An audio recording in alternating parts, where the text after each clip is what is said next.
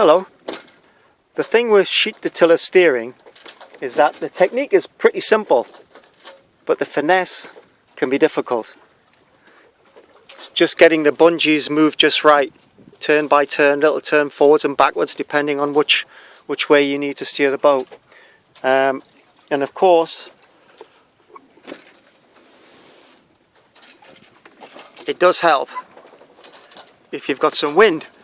You can't do the impossible, and we've hardly got any wind here at all, but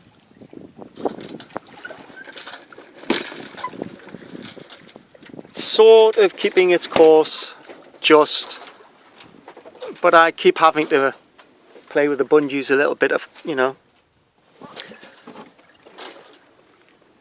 I've got two bungees on because they're, this one's broken basically.